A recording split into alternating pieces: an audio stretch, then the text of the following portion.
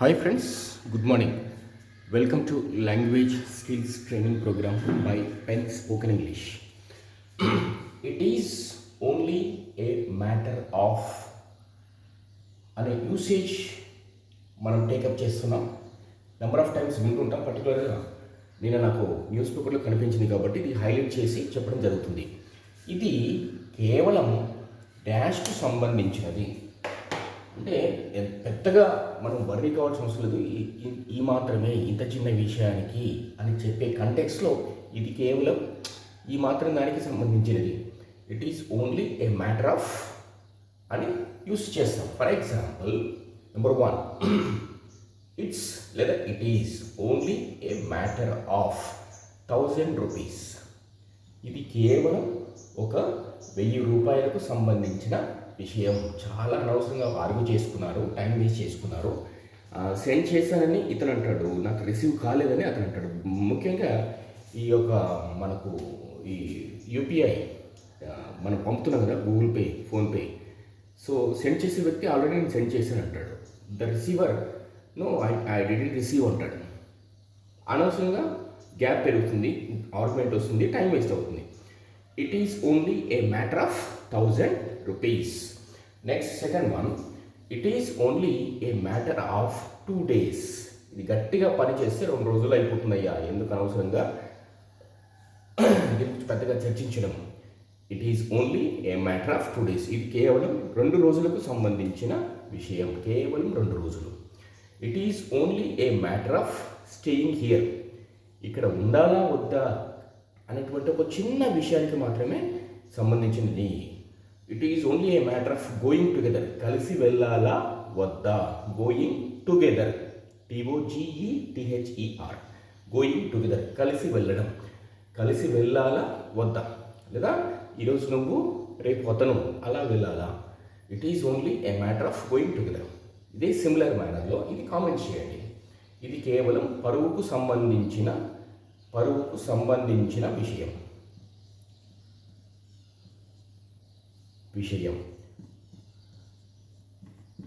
Okay, గతంలో D రామాయణుడు గారు పరువు ప్రతిష్ట అనేటువంటి ఒక మూవీ తీశారు.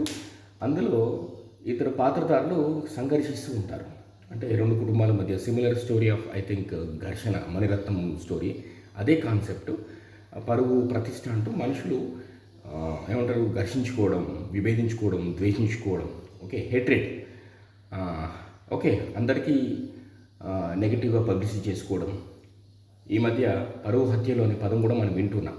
Okay, prestige murders. పరువుని ప్రెస్టీజ్ అంటాం, దానికి ఆల్టర్నేటివ్ ఇంకో పదం కూడా వాడతాం, క్రెడిట్. ఎవరికి వాళ్ళ క్రెడిట్. ఓకే, దేవిశ్రీ ప్రసాద్ మొన్న ఆడియో ఫంక్షన్ మీట్లో చెప్తున్నాడు, క్రెడిట్ నాకు ఇవ్వట్లేదు ఈ మధ్యకాలంలో, నేను చేసే వర్క్కి గుర్తింపు రావట్లేదు అని చెప్పేసి. అట్లాగే గతంలో నేను ఒక పెద్ద కళాశాలలో వర్క్ చేసినప్పుడు అక్కడ డైరెక్టర్ గారు మీటింగ్ అరేంజ్ చేశారు, staff meeting. Almost all it's a matter of 1.5 hours. And అంటే కొత్తగా వచ్చాడు director. He wanted to test the calibre of staff members. Can anyone right minutes of this meeting అని అడిగాడు. Everybody kept silent, అందరూ నిశ్శబ్దంగా ఉన్నారు. But నేను staff రూమ్కి వెళ్ళి ఒక 1 hour పాటు మినిట్స్ అనేది ప్రిపేర్ చేసి చక్కగా టేబుల్స్ అవి వేసి రాసేసి పాయింట్ టు పాయింట్ తీసుకొచ్చి నేను డైరెక్ట్ రూమ్కి వెళ్ళాను. అతను రౌండ్స్లో ఉన్నారు, చైర్ ఖాళీగా ఉంది అతని ఛాంబర్లో. సో అక్కడ పెట్టేసి వచ్చాను అనమాట.